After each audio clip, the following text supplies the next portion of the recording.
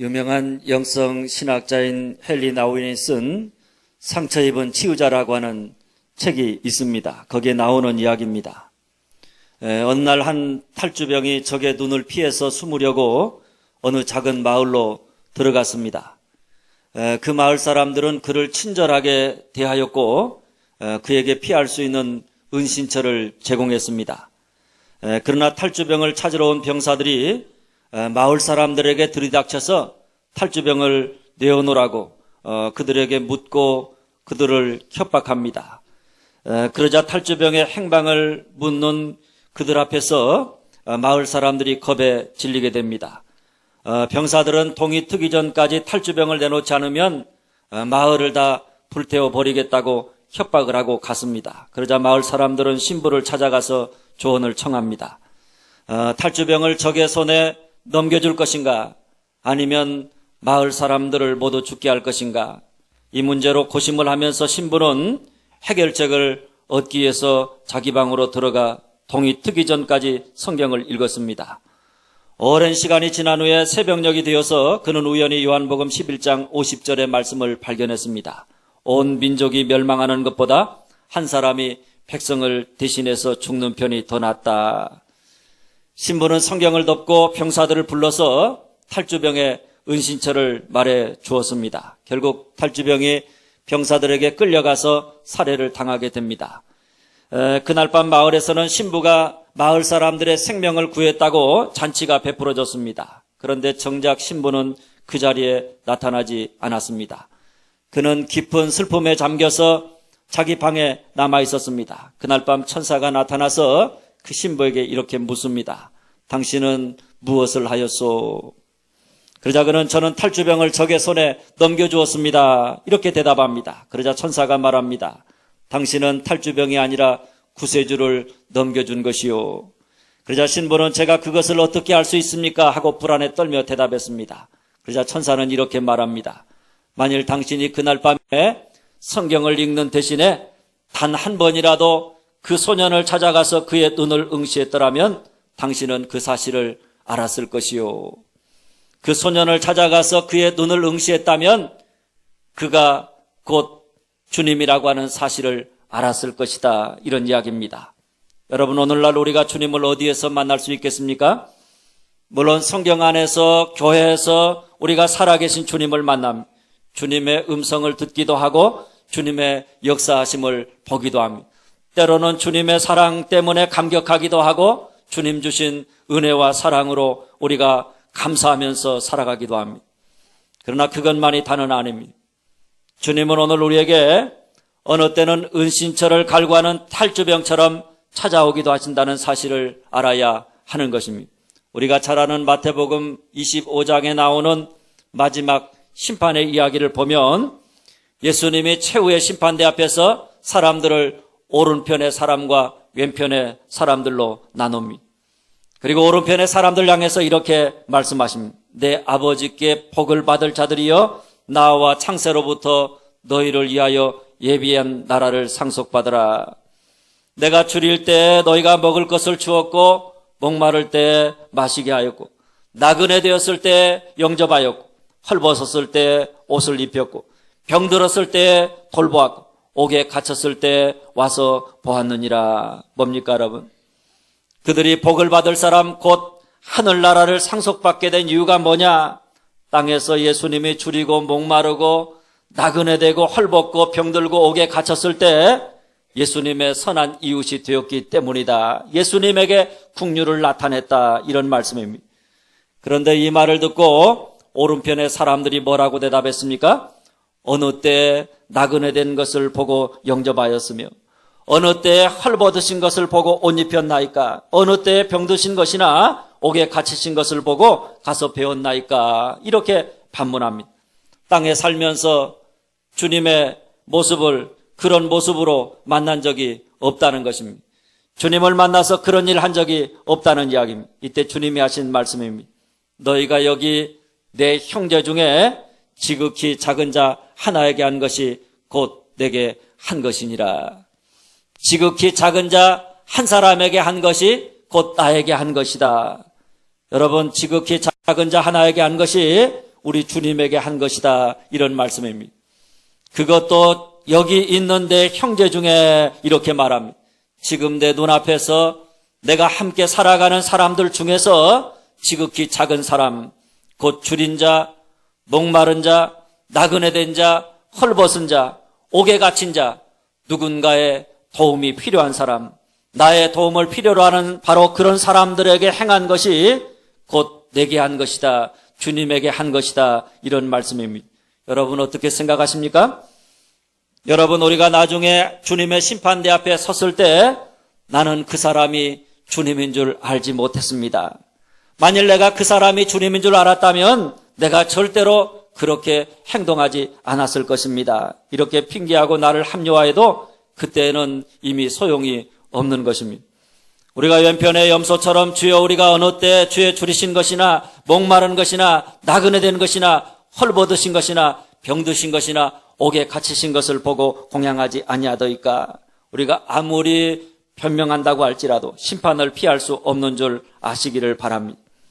그러므로 여러분 우리가 믿음이 성장하게 된다. 우리가 하나님의 은혜를 받고 하나님의 사랑을 받고 우리의 믿음이 성장해서 하나님 기뻐하신 사람이 된다. 그러면 우리가 누구에게 관심을 갖게 되어 있는가 하면 지극히 작은 자입니다. 믿음 없을 때는 우리가 어떤 사람에게 관심을 갖는가 하면 지극히 큰 사람임, 힘 있는 사람, 강한 사람, 건강한 사람, 젊은 사람, 세상적으로 능력 있는 사람에게 관심을 갖습니다. 그러나 우리가 은혜 받으면 우리가 하나님의 사랑과 은혜를 경험해서 정말 우리가 하나님이 기뻐하시는 하나님의 사람이 되면 그때부터 우리는 힘 있는 자가 아니라 힘 없는 사람, 지극히 큰 자가 아니라 지극히 작은 자, 연약한 자, 병든 자, 고통 속에 신음하는 사람들에게 우리의 관심이 쏠리게 되어 있는 줄 믿으시기를 바랍니다. 여러분 이것이 바로 우리 주님의 마음입니다. 우리 주님의 마음이 뭐냐? 국률이 여기는 마음입니다. 십자가의 마음입니다. 국률이라고 하는 것은 높은 데서 낮은 데로 흘러가는 마음입니다. 우리가 믿음이 생긴다, 우리에게 하나님의 은혜와 사랑이 부어진다 그러면 우리의 마음이 어디로 흘러가게 되어 있느냐? 높은 데로 향하는 것이 아니라 낮은 데로 흘러가게 되어 있는 것입니다. 그래서 우리에게 주신 은혜와 축복을 낮은 데로 지극히 작은 자에게로 흘려보내는 축복의 통로가 되는 줄 믿으시기를 바랍니다. 여러분 오늘 아브라함을 보시기 바랍니다. 아브라함의 믿음이 어떠했습니까? 첫째 따라서 합니다. 주님을 맞이할 준비가 되었다. 주님을 맞이할 준비가 되었다. 1절 말씀입니다. 여호와께서 마물의 상수리 나무들이 있는 곳에서 아브라함에게 나타나시니라. 날이 뜨거울 때 그가 장막 문에 앉아 있다가, 여기 중요한 말이 날이 뜨거울 때라는 말입니다. 또 마물의 상수리 나무들이 있는 곳에서라고 하는 말입니다. 그리고 2절에 보면 하나님이 어떤 모습으로 아브라함을 찾아오시는가 하면 전혀 예상할 수 없는 평범한 나그네의 모습입니다. 쉽게 말하면 하나님이 아브라함을 찾아오셨는데 어떤 때, 어떤 장소, 어떤 모습으로 찾아오셨느냐? 전혀 예상하지 못한 때, 전혀 예상하지 못했던 장소에서 전혀 예상하지 못한 모습으로 찾아오셨다. 이런 이야기입니다. 쉽게 말하면 부지 중에 오셨다. 이런 이야기입니다. 여러분 날이 뜨거울 때는 사막지대에서 사람들이 날이 뜨거운 정오에는 뭘 하는가 하면 낮잠을 즐깁니다. 일을 할 수가 없습니다. 너무나 날이 뜨거워서 일을 할 수가 없으니까 그저 모두가 집에서 잠을 청하는 것입니다. 여러분도 경험해 보셨겠지만은 우리가 낮잠 자는데 누가 찾아온다. 잠을 자고 있는데, 단잠을 자고 있는데 누군가 띵동 하고 문을 열고 찾아온다. 그러면 여러분 반갑게 그를 맞이할 수가 없는 것입니다. 그저 귀찮고 짜증나게 되어져 있는 것입니다. 그런데 여러분 우리 주님은 우리를 찾아오시는데 우리가 다 주님 맞이할 준비가 되어 있는 아주 기분 좋은 그런 때 우리를 찾아오시는 것이 아니라는 것입니다. 그런 때도 우리를 찾아오기만은 때로는 우리가 다른 사람을 환대하기에 너무 피곤하고 귀찮은 시간에도 우리를 찾아오신다는 사실입니다. 그분 아닙니다. 하나님이 어디에서 아브라함에게 나타나셨는가 하면 만물의 상수리 나무들이 있는 곳입니다. 성전이 아닙니다. 성전에서 나타나셨다 그랬다면 우리가 하나님이시구나, 하나님을 쉽게 알아볼 수가 있었을 것입니다. 그런데 하나님은 성전에서 우리가 하나님 앞에 예배드릴 때만이 아니라 우리가 살아가는 삶의 터전 속에서, 우리의 가정 안에서, 우리의 생활 속에서 우리에게 나타나신다, 우리를 찾아오신다. 교회에서만이 아니라 우리의 가정이나 생활 속에서도 주님이 우리를 찾아오신다, 주님이 나타나신다, 이런 말씀입니다. 거기다가 때로는 어떤 모습으로 우리에게 나타나시느냐, 우리가 알아볼 수 있는 하나님의 모습으로 나타나시는 것이 아닙니다. 때로는 우리가 전혀 예상할 수 없는 평범한 나그네, 지극히 작은 자의 모습으로 우리에게 나타나기도 하신다는 사실입니다.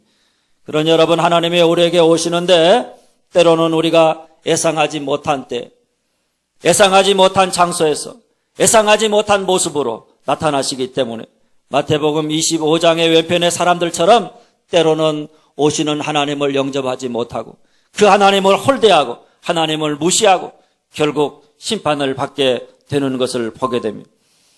그런 여러분, 오늘 우리가 대림절을 맞이해서 주님을 기다리는데 우리가 기다리는 곳, 기다리는 시간, 기다리는 분은 당하듯 교회에서 예배하는 시간에 예배 가운데 임재하시는 하나님만을 기다리는 것이 아닙니다. 물론 우리가 예배당에 와서 예배 드릴 때마다 하나님의 거룩하신 임재하심을 깨닫고 사모하고 그리고 하나님을 새롭게 만나야 합니다. 특별히 대림절 이 기간에는 우리가 주님이 오시기를 기다리면서 예배 드릴 때마다 우리에게 찾아오시는 주님을 새롭게 만날 수 있어야 합니다. 그것이 얼마나 중요한지 모릅니다. 그러나 그것만 있어서는 안 된다는 것입니다. 그래서 때로 하나님은 우리가 예상하지 못한 시간, 예상하지 못한 장소, 예상하지 못한 모습으로 우리에게 나타나셔서 우리를 만나신다 하는 이야기입니다. 그런 여러분, 우리가 주님을 기다리되 교회에서만이 아니라 교회 밖에서도 주님을 기다리며 사는 자가 되어야 합니다. 예배드리는 예배 시간만이 아니라 우리의 일상의 삶의 시간들 속에서도 날마다 순간마다 주님을 만나고자 하는, 주님을 기다리는 그런 마음 가지고 사는 자가 되어야 합니다. 거룩하신 하나님만이 아니라 평범한 사람들, 내가 만나는 사람들, 내 눈앞에 보이는 사람들, 그런 평범한 사람들과의 만남 속에서도 그들을 통해서 나타나시는 하나님, 그 하나님을 언제든지 맞이할 준비를 하며 사는 자가 되어야 하는 것입니다. 그래서 오늘 하나님이 어떤 모습으로, 어떤 장소에서, 어떤 시간에 오시든지 간에 우리가 기쁨으로 주님을 환대할 수 있는 그런 여러분들이 다 되어줄 수 있기를 주님의 이름으로 축원합니다. 둘째 따라서 합니다. 국류를 나타낸다. 국류를 나타낸다. 여러분, 아브라함이 날이 뜨거울 때 마물의 상수리 나무가 있는 곳에 나그네의 모습으로 찾아온 하나님을 어떻게 맞이했느냐. 오늘 2절 말씀입니다.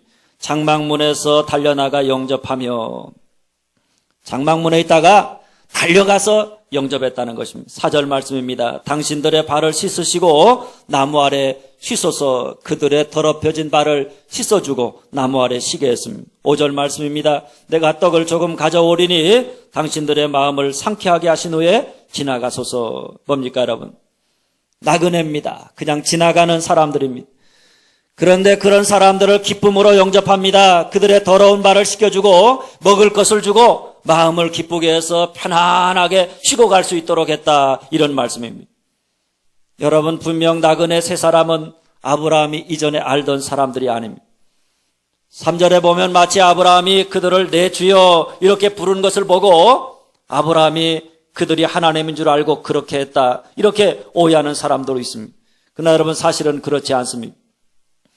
그 당시에 손님을 높여주는 표현으로 내 주여 이렇게 표현하고 있었던 것입니다. 그래서 히브리서 기자는 아브라함이 부지 중에 천사를 대접했다, 부지 중에 천사를 대접했다, 이렇게 말하고 있는 것입니다. 다시 말하면 하나님인 줄 알지 못했지만 하나님의 일행을 그가 환대했다, 이런 말씀입니다. 여러분, 이처럼 우리가 나그네를 환대하려면 우리가 한 번, 두 번 노력해가지고 되는 것은 아닙니다.